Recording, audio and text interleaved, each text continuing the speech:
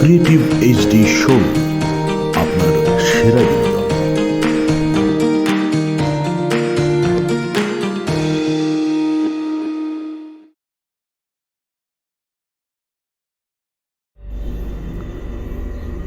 শুরু হচ্ছে আজকের গল্প, যোগী ভিলা।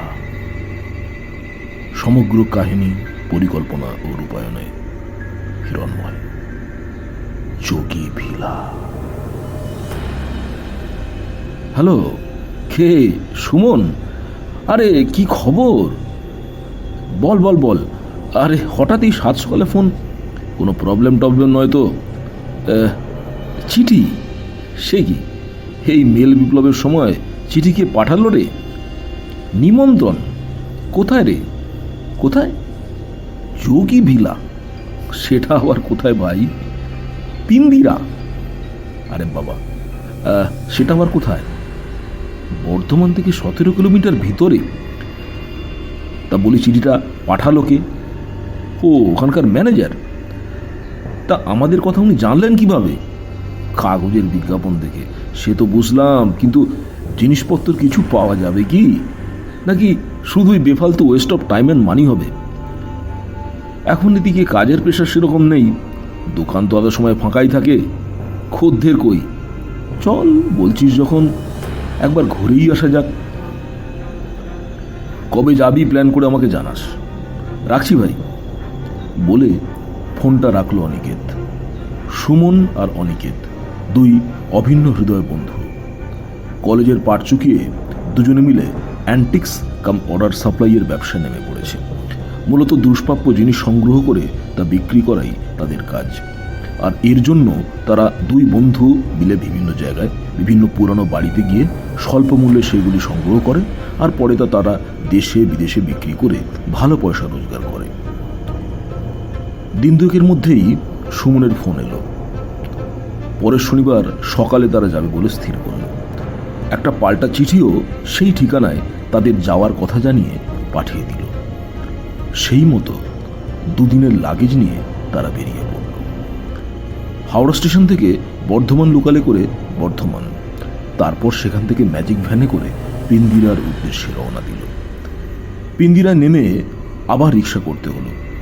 রিক্সার চালক যোগী ভিলা যাব শুনে প্রথমে একটু ভুরু কোঁচকাল, তারপর বলল, উঠুন। রিক্সাটা পাকা রাস্তা ছেড়ে একটা বন জঙ্গলে ভরা রাস্তা ধরল। হঠাৎ রিক্সা চালক বলে উঠল, হ্যাঁ বাবুরা, একটা কথা শোনাবো। আমাদের সম্মতিতে সে বলল, যোগী ভিলাতে কি করতে যাচ্ছেন বাবু? এখানে তো কেউ থাকে না, আর যারা এখানে আসে তারা তো আর। কি একটা কথা সে যেন বলতে গিয়েও চেপে গেল। অনিকেত বলে উঠল, বললেই হবে, আমাদের রীতিমতো চিঠি দিয়ে আসতে বলেছে, আর তুমি বলছো কেউ থাকে না, যত সব। সুমন অনিকেতকে থামিয়ে দিয়ে বলল, আরে ঠিক আছে ঠিক আছে, তুমি চলো। আস্তে আস্তে আমায় বলল, আরে ছাড় তোর কথা, এসব ছেঁতু লোকের কথায় কান দিয়ে কি লাভ আছে? রিক্সা চালক রাস্তার একটা ব্যাঁকে এসে রিক্সাটা দাঁড় করিয়ে দিল। বলল, বাবুরা এসে গেছে, নেমে পড়েন। আমরা দেখলাম চারপাশে শুধু ঘন জঙ্গল, কোনো বাড়ির চিহ্ন মাত্র নেই। তাকে বলতেই সে বলল, আছে বাবু, সোজা সামনের দিকে এগিয়ে যান, সামনে একটা খাদ পড়বে, খাদের ধার দিয়ে চলে যাবেন, ওখানেই যোগী ভিলা। যান।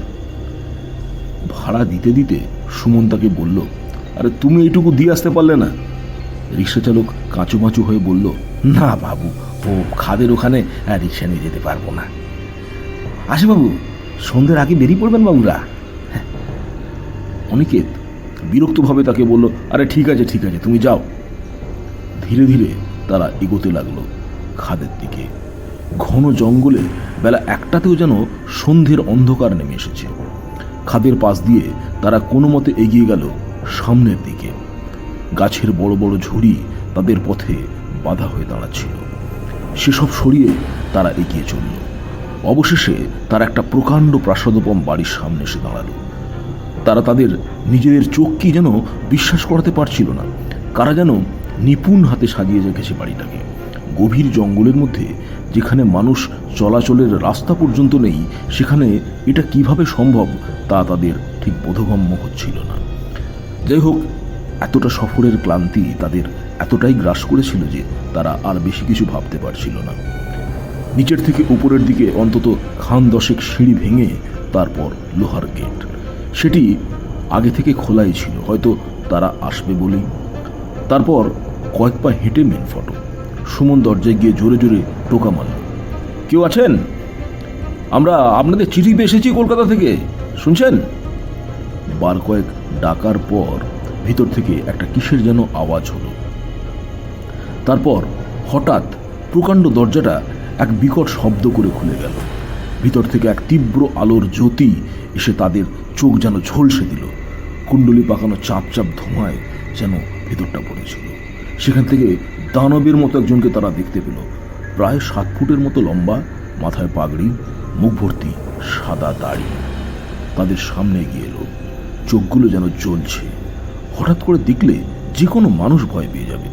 ধরা গলায় এক মুখ হাসি নিয়ে সে তাদেরকে বলল আধো বাংলায়, হ্যাঁ আসুন বাবু, আসুন, আপনাদেরই অপেক্ষায় ছিলাম, আসুন, এদের আসতে কোনো অসুবিধা হয়নি তো? অনিকেত বলল, না, অসুবিধার কি, শুধু যে কাজের জন্য আসা সেটা হলেই বাঁচি।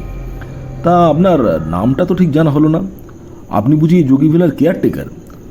উত্তরে সে একটু থতমত খেয়ে বলল, হ্যাঁ বাবু, আমি সব, আমার নাম শান্তারাম, আমি যাতে পাঞ্জাবি আছি। ভিলার ভিতরে বিশাল লম্বা দালান, সেখান দিয়ে আমাদের সে নিয়ে যেতে যেতে বলল, এখানে আমাদের 7 পুরুষের বাস। আগে ভিলা ব্রিটিশদের ছিল, তখন এখানকার ম্যানেজার ছিল আমার বড়া দাদুর পিতাজি। তো যাওয়ার সময় ওরা একটা বড়া দাদুর পিতাজিকে দিয়ে যান। কথা শুনতে আর হেঁটে যেতে যেতে তারা লক্ষ্য করল প্রাসাদের দেওয়ালে বহুমূল্য মূর্তি, পুরনো দিনের ছবি, বিভিন্ন অস্ত্র শস্ত্র, আরো অনেক জিনিস। দেখে তো তাদের জীব লগলগ করতে লাগলো। তারা একে অপরকে দেখে ইশারায় হাসতে লাগলো। এ তো আলিবাবার খাজানা। কিন্তু তাজ্জব ব্যাপার, এই ভিলাটার খবর আগে কেউ পায়নি। কোন রকমে শান্তারামজিকে বুঝিয়ে অল্প টাকায় তারা যদি এগুলি কিনে বাজারে বেচতে পারে, তাহলে তো তাদের ভাগ্যের চাকা ঘুরে যাবে। শান্তারাম যেন তাদের মনের কথাটা টের পেল। বলতে লাগলো, আর আমার বয়স হয়ে যাচ্ছে, আর এখন এত সব জিনিস আগলে রেখে কি করব? তাই তো আপনাদের ডাকলাম, যা পছন্দ হয় নিয়ে নিবেন, দাম দিয়ে আমি কিছু বলবো না, ও যা আপনারা ভালো বুঝেন তাই দিবেন। শুনে সুমন আর অনিকেতের আনন্দ তো আর ধরে না। বলে কি লোকটা, এত সব দামি জিনিস যা খুশি দামে দিয়ে দেবে? শান্তারাম ততক্ষণে 2 তলা সিঁড়ি দিয়ে উঠতে আরম্ভ করেছে। তারাও শান্তারামজিকে অনুসরণ করল। 2 তলাতেও একই রকম মূর্তি, ছবি, বড় বড় ফুলদানি, শোপিসে ভর্তি, আর সবই যেন ঝলমল করছে। শান্তারামজি এই বয়সে এত সব করেন কিভাবে?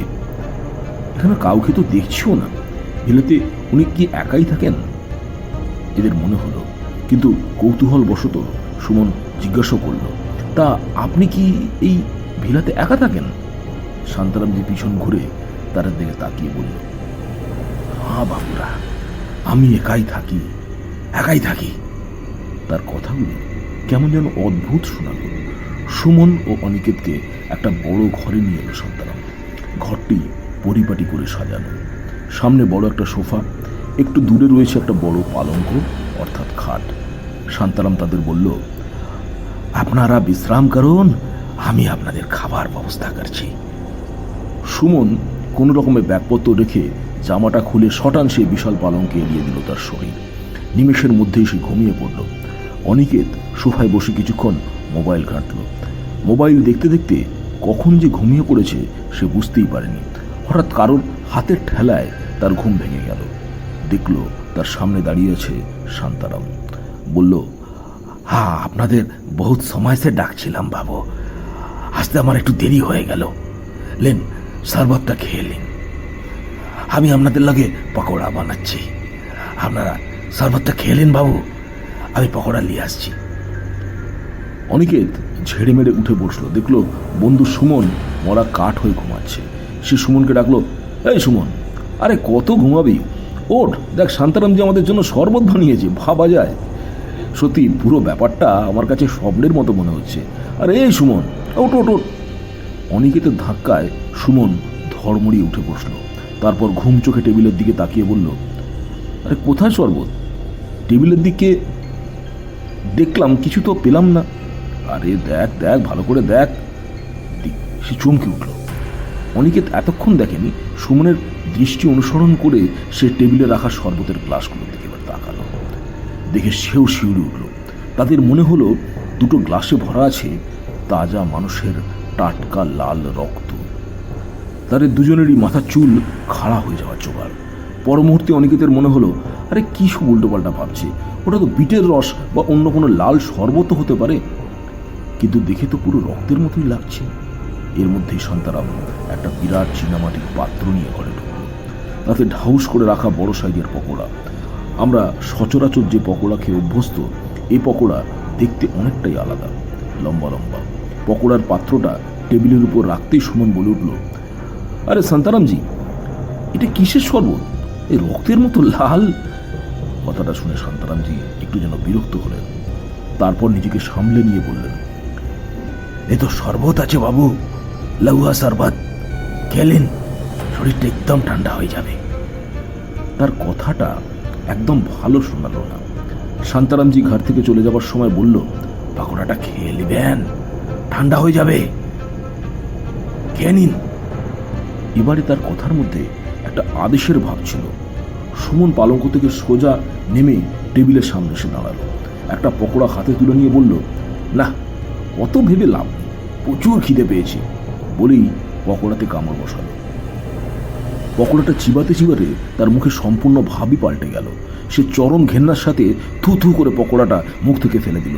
অনিকেত তাকে জিজ্ঞেস করার আগে সে বলল, ইস, এটা তো মনে হচ্ছে কোনো মানুষের হাতের একটা আঙুল। অনিকেত, ব্যাপারটা মোটেই সুবিধার মনে হচ্ছে না, আমাদের এখন এখান থেকে পালাতে হবে, যে করেই হোক, আমাদেরও প্রাণ সংশয় আছে। সুমন আর অনিকেত তাড়াতাড়ি ব্যাগপত্র নিয়ে দরজার কাছে এসে দেখলো দরজা বন্ধ। ধাক্কা মেরে লাথি মেরেও তারা সেই প্রকাণ্ড দরজাটা খুলতে পারল না। বড় কাঁচের জানলা দিয়ে বাইরেটা দেখা যায়, কিন্তু সেটাও বন্ধ। ঘড়ির দিকে তাকিয়ে দেখলো 8টা বাজে। সুমনের ব্যাগে একটা কাঁচ কাটার যন্ত্র ছিল। দুজনে মিলে অনেক চেষ্টা করে জানলার দুটি কাঁচ তারা খুলে ফেলল। তারা ইচ্ছে করেই ঘরটার পিছন দিকের জানলার কাঁচ খুলল, যাতে শান্তারাম টের না পায়। কিন্তু ঘরের পিছনে কোনো বারান্দা বা দালান ছিল না, ছিল ছাদে ওঠার ঘোরানো একটা সিঁড়ি। তারা মোবাইলের টর্চ জেলে কোনো রকমের সিঁড়ি দিয়ে উঠল, যদি কোনোভাবে বেরোনোর পথ পাওয়া যায়। কিন্তু ছাদে উঠতেই তাদের হাড় হিম হয়ে গেল। দূর থেকে তারা দেখলো ছাদের উপরে শান্তারাম যজ্ঞ করছে।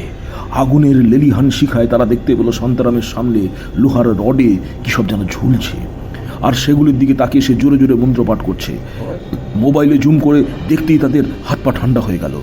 দেখলো একটা মানুষের মৃত শরীর লোহার রডে ঝুলছে, তার হাত আর পাগুলো কেটে নেওয়া হয়েছে, টপ টপ করে রক্ত পড়ে সামনেটা ভেসে যাচ্ছে। শান্তারামের পৈশাচিক তন্ত্র সাধনা দেখে তাদের শরীরে সব শক্তি যেন চলে যেতে লাগলো, তাদের সারা শরীর অবশ হয়ে যেতে লাগলো। তারা এতক্ষণে বেশ বুঝতে পারলো কিসের শরবত আর পকোড়া তাদের খেতে দিয়েছিল শান্তারাম। এও বুঝতে পারলো যে চিঠি দিয়ে নিমন্ত্রণ করে সে তার শিকারকে তার ভিলায় ডাকে, তারপর বিভিন্ন দামি জিনিসের লোভ দেখিয়ে ঘরে নিয়ে এসে বন্দি করে, আর তাদের মেরে এসে তার বিকৃত পৈশাচিক জোর সাধনা করে। কিন্তু তারা এখান থেকে পালাবে কিভাবে সেটা বুঝতে পারলো না। তাদের মনে হতে লাগলো যোগ বলে তাদের যেন ওই শান্তারাম তার কাছে টানছে। এত সবের মধ্যেই তারা হঠাৎ খেয়াল করলো শান্তারাম ওই যজ্ঞাসনে আর বসে নেই। তারা একটু এগিয়ে সামনের দিকে এগিয়ে এসে শান্তারাম দিকে খুঁজতে লাগলো। হঠাৎ হঠাৎ পিছন থেকে একটা বিকট হাসিতে তাদের কান যেন ফেটে গেল। হঠাৎ তারা দেখলো শান্তারাম তাদের পিছনে দাঁড়িয়ে আছে। সে তাদের দিকে আগুনে চোখ নিয়ে গিয়ে আস্তে আস্তে বলল, তোদের দুজনের কই भी বাঁচবে না, সব মরবে, আমার হাতে সব মরবে। आज तक कोई भी बचकर नहीं जा सका, तू लोग भी नहीं बचेगा। বলেই তাদের দিকে এগিয়ে এলো। অদ্ভুত এক যোগ বলে শান্তারাম যেন তাদেরকে কাছে টানছিল। প্রায় 7 ফুট লম্বা একটা মানুষ খোলা চুলে জ্বলন্ত চোখ নিয়ে যেন দানবের মতো তাদেরকে গ্রাস করতে এগিয়ে আসছিল। অনিকেতের জামার কলারটা সে ধরে ফেললো, এক টানে তাকে টেনে হিঁচড়ে নিয়ে আছাড় মেরে ফেললো একটা লোহার টেবিলের উপর। তারপর দৌড়ে গিয়ে তার ধারালো কাতানটা তুলে নিল। কাতানটাতে এখনো আগের বলি দেওয়া মানুষটা রক্ত লেগে আছে। সুমন তাকে বাধা দিতে গেলে সে এক ধাক্কায় তাকে কয়েক হাত দূরে ছিটকে ফেলে দিল। এক হিংস্র হাসি হেসে শান্তারাম কাতানটা অনিকেতের মাথার উপর তুলে ধরল। অনিকেত তার অবশ্যম্ভাবী মৃত্যুকে চোখের সামনে স্পষ্ট দেখতে পাচ্ছিল। সে হাত জোর করে শান্তারামের কাছে তার প্রাণ ভিক্ষা চাইছিল। শান্তারাম সেসব ভ্রুক্ষেপ না করেই কাতানটা দিয়ে অনিকেতের কোপ বসাতে গেল।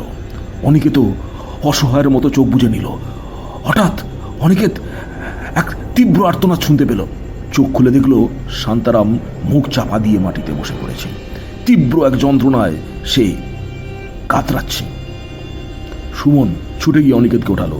তারপর তারা আর একটু দেরি না করে ছাদের সিঁড়ি দিয়ে নিচে নামতে লাগলো। সামনের মেন গেট খুলেই রুদ্ধশ্বাসে দৌড়তে লাগলো। তাদের তখন হুঁশ ছিল না কোন দিকে যাচ্ছে, শুধু যোগীবিলা থেকে পালিয়ে যাওয়াটাই তাদের লক্ষ্য ছিল। অনেকক্ষণ পর তারা দূরে একটা আলো দেখতে পেল। দেখলো একটা ম্যাজিক গাড়ি দাঁড়িয়ে আছে, ইঞ্জিনটা চালু আছে। ড্রাইভার বলল, এটাই লাস্ট কাট। গাড়িতে উঠে অনিকেত সুমনকে জিজ্ঞাসা করলো, শান্তারামকে তুই ঘায়েল করলে কিভাবে? সুমন হেসে তার ব্যাগ থেকে একটা শিশি বার করল, বলল, ভুলে গেলি আমরা অ্যান্টিক প্রোডাক্ট ওয়াশ করার জন্য এই অ্যাসিডটা ব্যবহার করি না? দুজনেই একে অপরের দিকে তাকিয়ে হাসতে লাগলো। শেষ হলো আজকের গল্প যোগী ভিলা। আপনাদের ভালো লাগলে চ্যানেলটিকে অবশ্যই সাবস্ক্রাইব করে বেল আইকনে ক্লিক করে দেবেন। ভালো থাকবেন। ধন্যবাদ।